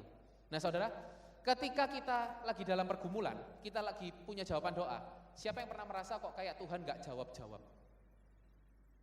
Kok kayak jawaban doa ini nggak datang-datang? Cik suwe ini Tuhan ini maunya apa toh? Aku ini loh sudah begini, sudah pelayanan, sudah berdoa. Coba cek saudara, apakah ada hal-hal yang tidak berkenan di mata Tuhan, yang tersembunyi, orang nggak lihat, tapi saudara masih lakukan? Pornografi mungkin, kalau pornografi nggak mungkin nontonnya di sini ya, pasti tersembunyi di ruang gelap gitu kan. Nah, coba cek efeknya, hati-hati. Bisa jadi ketika kita masih melakukan hal-hal yang tidak berkenan di mata Tuhan, tersembunyi, akhirnya membuat kita ini sudah satu langkah ke jawaban doa, satu langkah ke penggenapan janji Tuhan, tapi nggak dijawab-jawab, dibikin muter lagi, kayak nggak selesai-selesai. Coba cek saudara, ya. Berikutnya, Wahyu 22 ayat 15. Tetapi anjing-anjing dan tukang-tukang sihir, orang-orang sundal, orang-orang pembunuh, penyembah-penyembah berhala, dan setiap orang yang mencintai dusta dan yang melakukannya tinggal di luar. Ini mengenai zaman akhir zaman, ya, di luar ruang perjamuan. Akhirnya apa? Yang pertama, secara dunia, jawaban doa kita tidak segera datang. Apa yang kita doakan, apa yang kita rindukan tidak segera datang. Yang kedua, ya, yang ini pasti, ya. Kalau yang itu kan bisa jadi. Yang ini pasti, yaitu apa? Kita sudah pasti tidak masuk dalam rencana Tuhan untuk keselamatan kekal, ya. Dan ini saudara, bagaimana caranya? Solusinya bagaimana? Yang pertama ini ya, ganas ya. Maka jika matamu yang kanan menyesatkan engkau, cungkilah dan buanglah itu, karena lebih baik bagimu jika satu dari anggota tubuhmu binasa daripada tubuhmu dengan utuh dicampakkan ke dalam neraka. Sekali lagi ini peribahasa, ya. Kalau mata kita berdosa ya bukan berarti kita langsung cungkil matanya saudara, ya. Itu lanjutannya ayat 30, Matius 5 ayat 30 lanjutannya. Kalau tanganmu yang berdosa, ya tanganmu penggalah, ya agak begitu juga. Tapi intinya apa saudara? Ketika kita tahu di mana letak kita berdosa, singkirkan itu saudara. Saya pernah mendengar seorang influencer berkata bahwa dosa saya, kemarahan saya, ini bukan saya yang ngeliat ya, saya dengar cerita dari teman. Influencernya siapa saya juga nggak dikasih tahu namanya, tapi intinya dia berkata bahwa dosa saya adalah iri hati. Ketika saya lihat Instagram, ngelihat orang lain punya, saya nggak punya, orang lain keluar negeri, saya cuma keluar rumah gitu ya. Orang lain beli tas ini, saya beli tas kresek misalkan gitu. Itu membuat hati saya iri, hati saya dengki, saya jadi marah sama anak, saya jadi marah sama suami, saya jadi menyalahkan keadaan, saya jadi malas berdoa. Saya tahu letak doa saya di letak dosa saya di Instagram. Apa yang dilakukan? Stop, dia hapus Instagramnya. Itu maksudnya saudara, radikal. Radikal dalam arti itu tegas dan segera, nggak perlu pelan-pelan. Pelan-pelan, ini kan Instagram ada timernya, 1 hari berapa, tak kasih timer dulu, dari 1 jam, tak turunin setengah jam. Nggak bisa saudara. Ketika kita tahu itu dosa, yang di sini dikatakan adalah radikal. Penggal itu maksudnya radikal, lakukan segera. Kalau kita tahu teman kita yang satu ini yang bikin kita banyak berdosa, sekali lagi, bukan radikal ngomong ke dianya, radikalnya di dalam hati kita. Ya, banyak orang itu mereka keras di luarnya ngomong, tapi hatinya empuk. Ini enggak, ngomongnya lembut aja, tapi hatinya kita keraskan untuk kita mungkin enggak banyak bergaul lagi dengan seseorang yang banyak menjerumuskan kita dalam dosa. Yang kedua, 1 Korintus 9 ayat 27. Tetapi aku melatih tubuhku dan menguasainya seluruhnya, supaya sesudah memberitakan Injil kepada orang lain, jangan aku sendiri ditolak. Ya, terkhususnya bagi kita yang pelayanan. Dan bagi saya ini ayat yang sangat kalau nggak boleh dibilang menampar, berbicara sangat keras buat saya. Kenapa? Karena ini saudara, melatih tubuh dan menguasai itu adalah apa ya? Hari ini saya memberitakan Injil. Yang selalu saya sampaikan kepada teman-teman dekat saya adalah jangan lihat saya ini pewarta, jangan lihat saya ini bawa firman. Karena apa?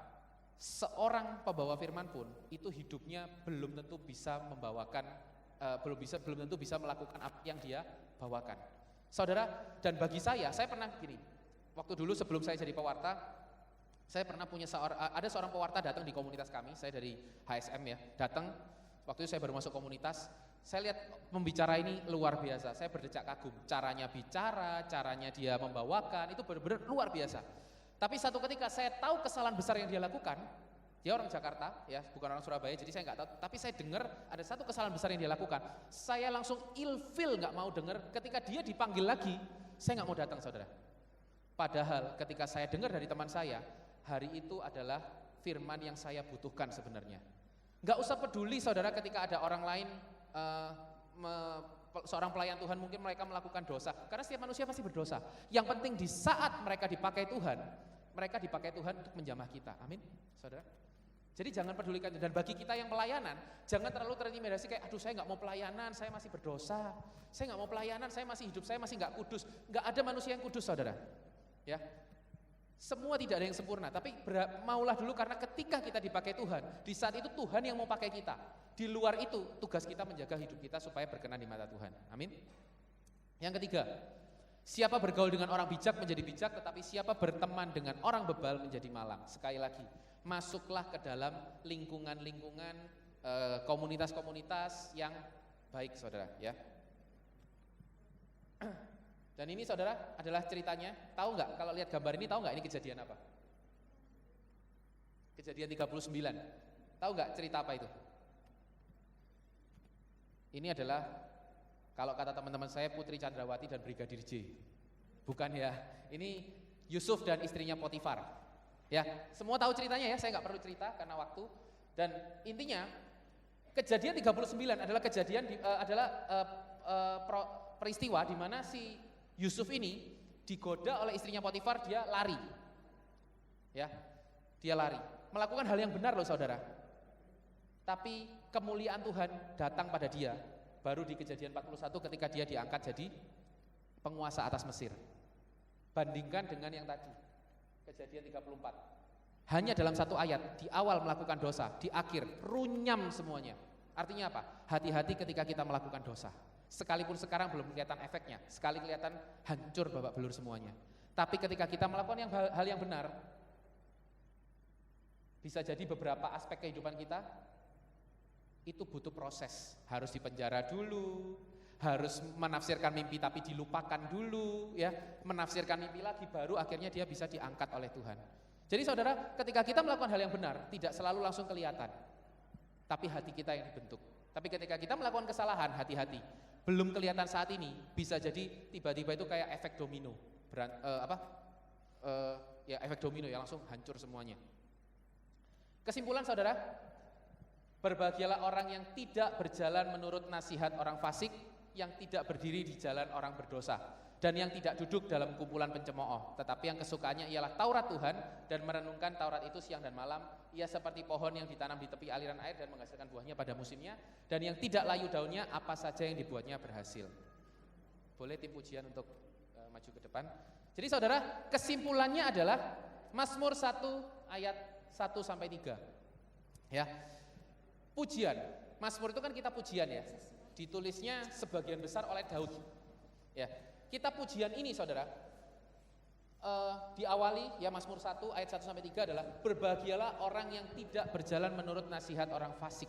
Hati-hati ketika kita hari ini mungkin hidup karena kita dinasihatin oleh orang-orang yang mungkin mereka tidak nasihatnya ini tidak berkenan di mata Tuhan, tapi kita lakukan juga gitu. Ya, yang tidak berdiri di jalan orang berdosa dan tidak duduk dalam kumpulan pencemooh. Kita akan berbahagia ketika kita tidak menuruti nasihat-nasihat yang tidak baik. Tidak berdiri di jalan orang berdosa dan tidak duduk dalam kumpulan pencemooh. Kesukaannya adalah Taurat Tuhan. Berapa sering kita suka memuji Tuhan, memuliakan Tuhan, rutin datang PD, datang komunitas mungkin, baca firman Tuhan, dengar lagu rohani, dengar khotbah dan lain sebagainya, ya. Ia seperti pohon yang ditanam di tepi aliran air. Ditanam di tepi aliran air. Mau kondisi apapun pasti akan dapat air, saudara. Menghasilkan buahnya pada musimnya.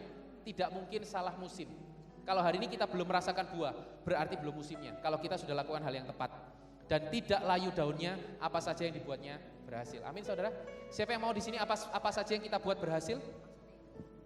Ini kuncinya, saudara. Kesimpulannya, ya, bukan cuma jauhi dosa, Karena daripada kita sibuk menjauhi dosa, lebih baik kita lakukan hal yang benar, otomatis dosa akan jauh. Amin. Dan terakhir, berusahalah hidup damai dengan semua orang dan kejarlah kekudusan. Lawan kata dari percabulan, lawan kata dari cabul adalah kekudusan. Lawan kata dari zina adalah kekudusan.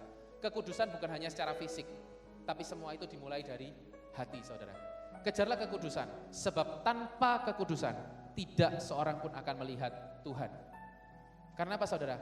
Banyak sekali hari-hari ini, ya banyak sekali orang berbicara tentang Tuhan, tetapi mereka lupa bicara sama Tuhan. Ini adalah satu quotes yang sangat anchoring di hati saya dari seorang WL di Jakarta. Dia berkata, berapa sering hari ini banyak sekali orang berbicara tentang Tuhan, tapi mereka tidak pernah bicara sama Tuhan. Ngomong, berkhotbah, pelayanan, tapi mereka lupa menjaga hubungan pribadinya dengan Tuhan. Dan itu yang akhirnya membuat mereka mulai melenceng. Tuhan tidak bisa jagai karena suara Tuhan tidak bisa dia dengarkan. Yang dia dengarkan suara kedagingan, bahkan hal yang lain-lain, saudara. Itu dia. Nah, maka untuk penutup, mari kita naikkan sebuah lagu pujian ini, saudara. Sebuah lagu yang benar-benar membuat saya pribadi benar-benar sadar betapa Tuhan sungguh baik buat kita semuanya.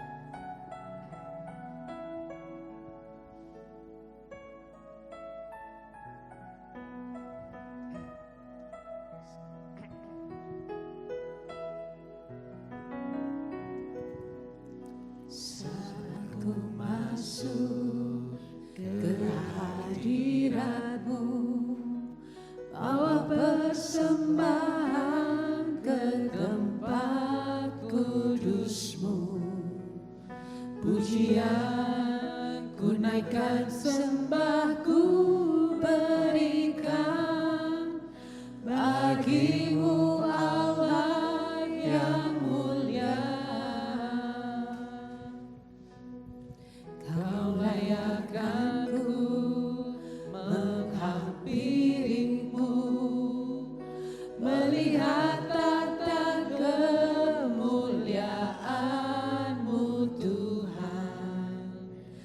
Pujian ku naikkan, sembah ku berikan bagi-Mu Allah yang mulia.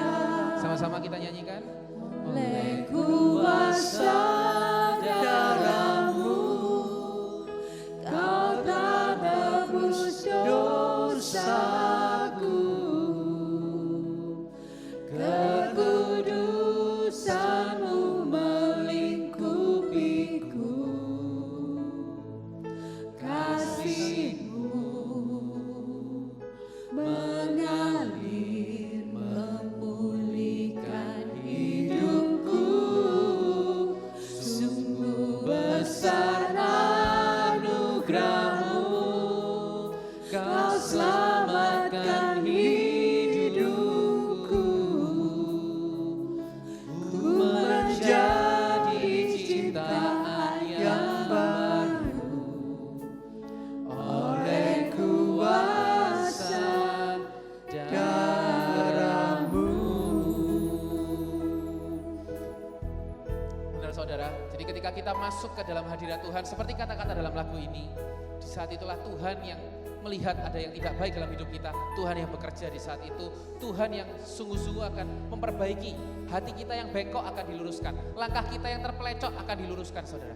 Jadi betapa penting ketika kita mau menjaga kehidupan doa kita menjaga diri kita dari percabulan, bukan menghindarinya, tapi kita isi diri kita isi hati kita, jangan biarkan kosong, isi dengan Tuhan, saudara. Mari kita sama-sama nyanyikan lagi, boleh kita sama-sama bangkit berdiri, saudara?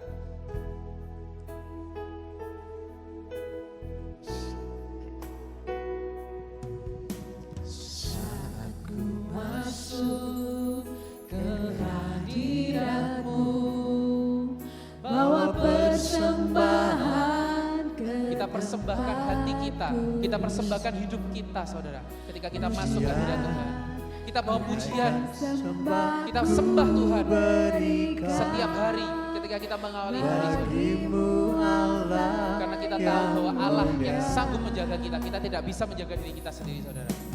Dan saat ini mungkin kita merasa berdosa, kita merasa tidak layak. Percayalah, Tuhan tidak pernah menganggap kita tidak layak. Tuhan tahu kita berdosa dan Tuhan panggil setiap kita untuk menghadap Tuhan, hadir dalam hadiratnya Tuhan.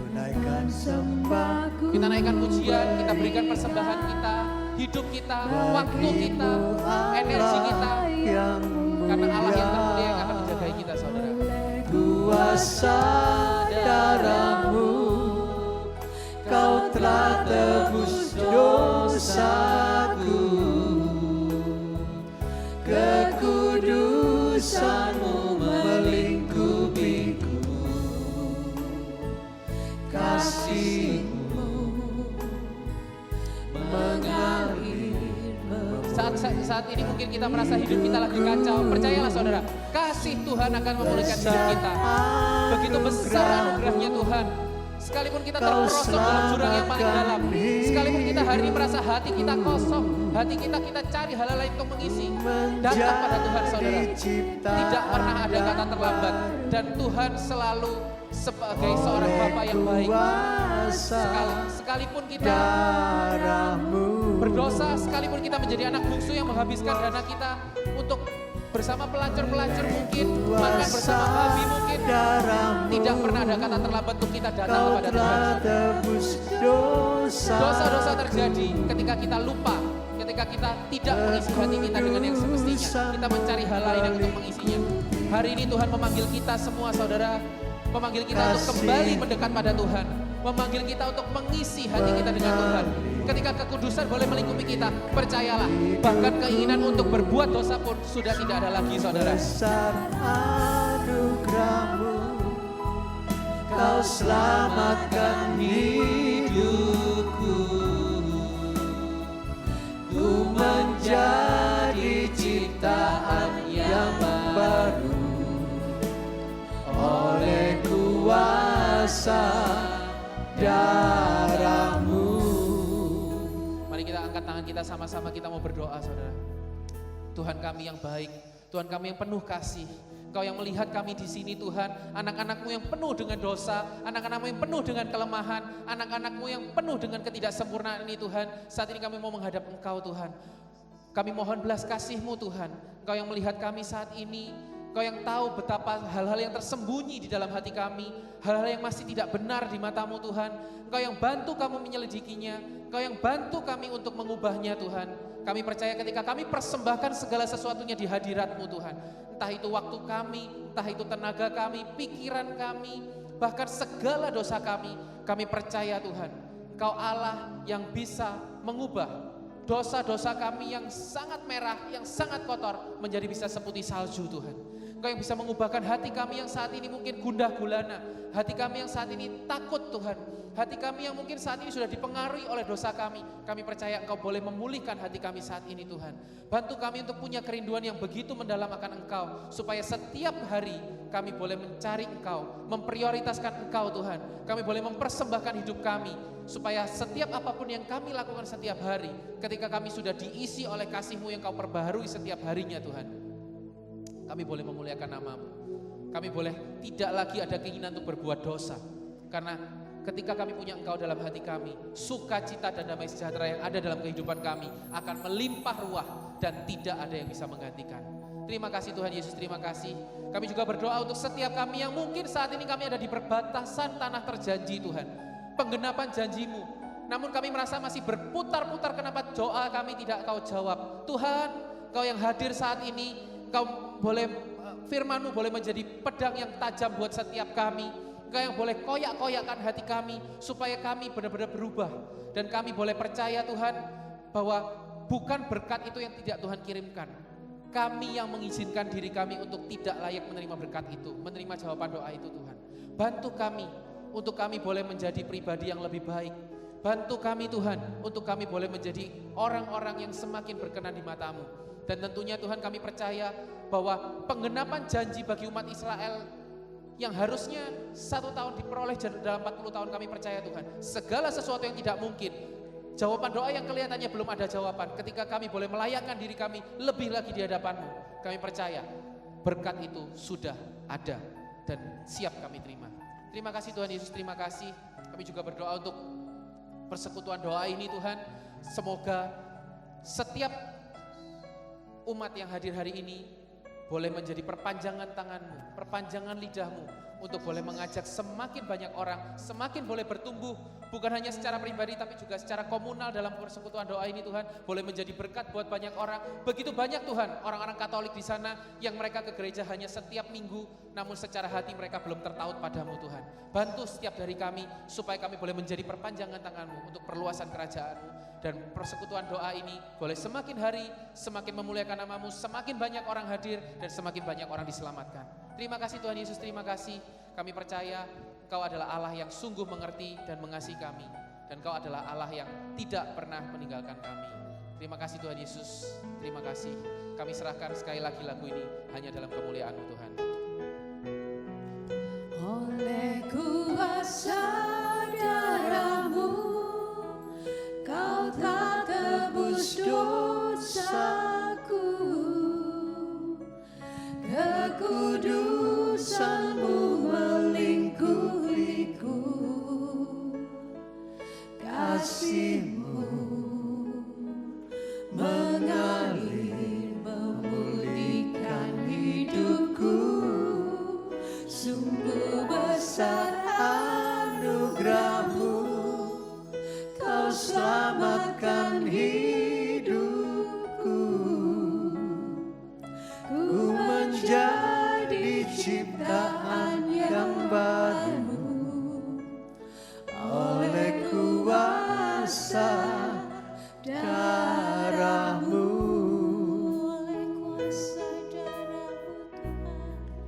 Oleh kuasa darah-Mu Kau telah tebus dosaku, kekudusan-Mu melingkupiku, kasih-Mu mengalir memulihkan hidupku. Sungguh besar anugerah-Mu, Kau selamatkan hidupku. Ku menjadi ciptaan yang baru oleh kuasa darah-Mu. Ku menjadi ciptaan yang baru oleh kuasa darah-Mu.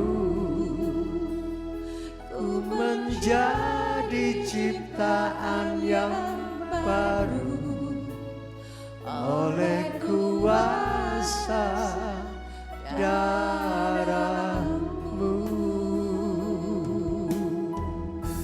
Terima kasih Tuhan. Terima kasih buat semua pencerahan yang sudah Engkau berikan buat setiap kami Tuhan. Terima kasih juga untuk Bapak Henry yang sudah menyampaikan kepada setiap kami bahwa jangan buka celah sedikit pun untuk setiap dosa, supaya kita tidak semakin berlarut-larut di dalam dosa yang akibatnya begitu bahaya sampai ke maut dan kutuk. Dan semuanya itu harus kita lepaskan dari dosa terkecil apapun yang sedang kami alami, terutama di hari ini di dosa cabul. Saudara sekalian, kita mau cari kehidupan yang kita mau cari kekudusan, kita mau kejar supaya kita bisa melihat Tuhan di dalam hidup kita dan kita tahu apa yang Tuhan mau untuk kita lakukan di dalam hidup kita. Terima kasih semuanya.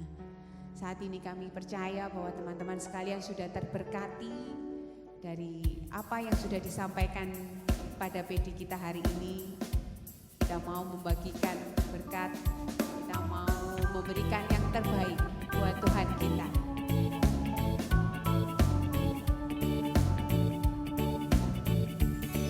Betapa hatiku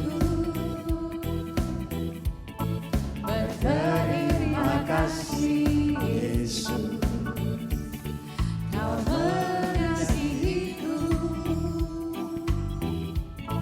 Kau memilih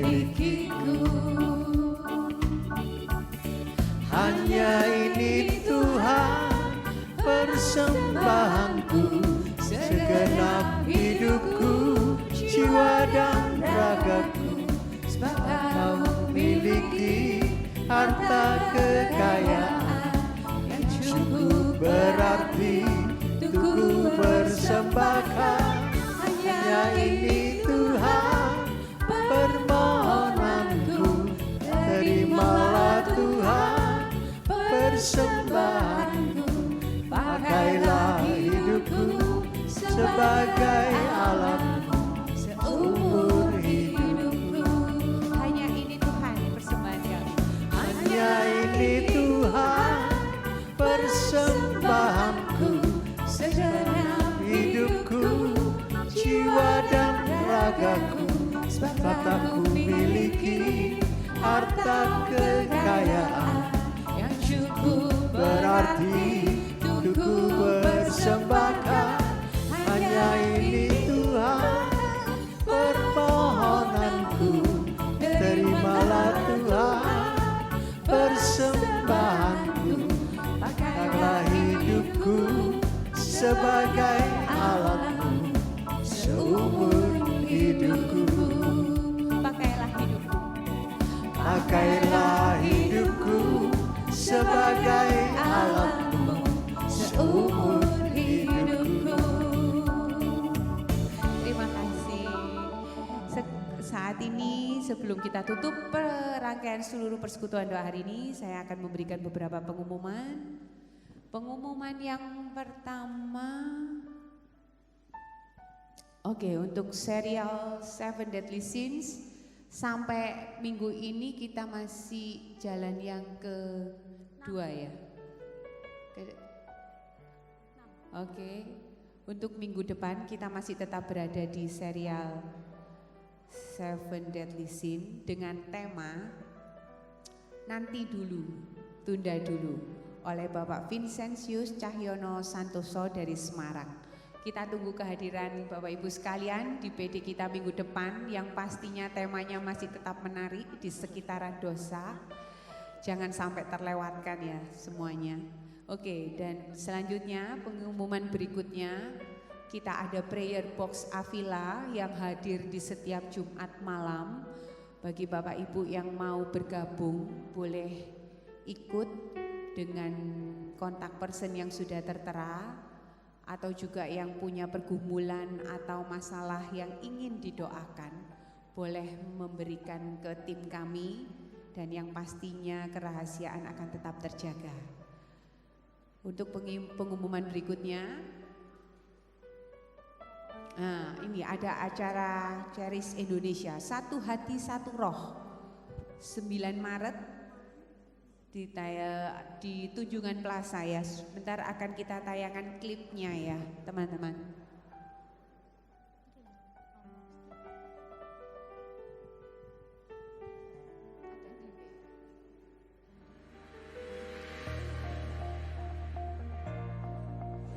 Bapak Ibu yang terkasih dalam Kristus, Shalom semuanya. Kenalkan, nama saya Ronald Muniaga sebagai koordinator daripada Charis Indonesia. Bapak Ibu yang terkasih, pernah dengar nama Charis yang didirikan oleh Bapak Paus Fransiskus pada tahun 2019. Sekarang Charis sudah tersebar di seluruh dunia dan sudah masuk ke Indonesia. Pada saat ini Charis beranggotakan 6 anggota komunitas, yaitu Badan Pelayanan Nasional Pembaruan Karismatik Katolik, dan yang kedua adalah Komunitas Tritunggal Maha Kudus, ada juga LOJF, Domus Cordis, CFM, dan juga Komunitas Emmanuel. Bapak Ibu yang terkasih, kalau satu daripada mereka saja membuat kebangunan rohani Katolik, itu sudah luar biasa. Pada saat ini bergabung di dalam Charis Indonesia, mereka membuat bangunan rohani Katolik dengan tema Satu Hati Satu Roh yang dibawakan oleh moderator daripada Charis Indonesia sendiri, yaitu Romo Steve Winarto. Jadi jangan lewatkan kebangunan rohani Katolik Charis Indonesia ini pada tanggal 9 Maret 2023 di Tunjungan Plaza 3 lantai 6 Surabaya. Jangan lewatkan, saksikan dan rasakan kasih Allah serta urapan yang baru dari Tuhan kita Yesus Kristus. Terima kasih, Tuhan memberkati. Satu Hati Satu Roh 9 Maret di Tunjungan Plaza. Kita tunggu semua boleh ikut hadir dan bergabung ya teman-teman. Minggu ini mungkin ada yang berulang tahun. di minggu ini boleh maju untuk kita doakan bersama.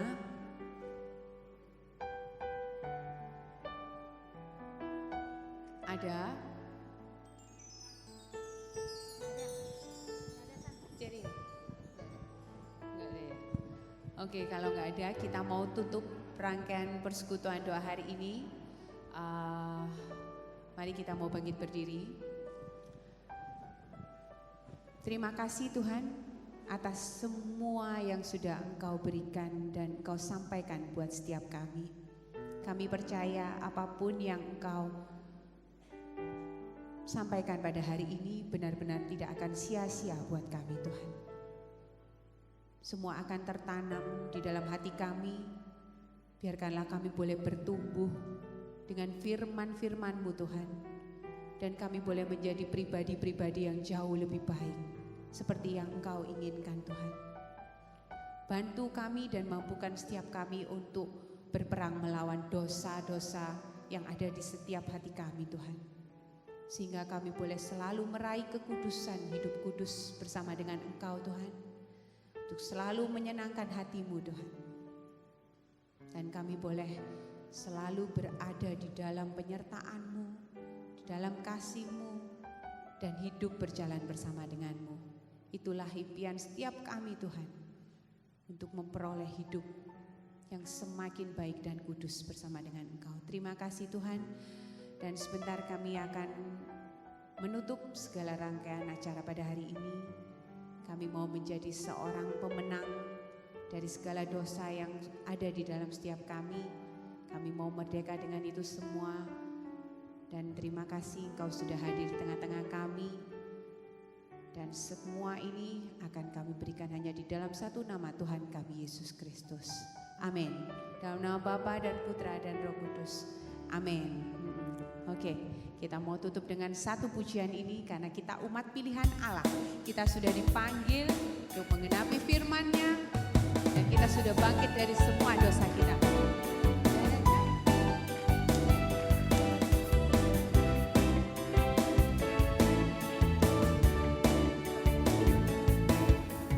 Mari kita semua umat pilihan Allah, dengarlah panggilannya untuk mengenapi firman-Nya. Sekaranglah waktunya untuk berdiri bagi bangsa ini. Mari maju umat pemenang. Ku kan bangkit, nyatakan kemuliaan-Nya. Bukan bangkit, nyatakan kebesaran-Nya.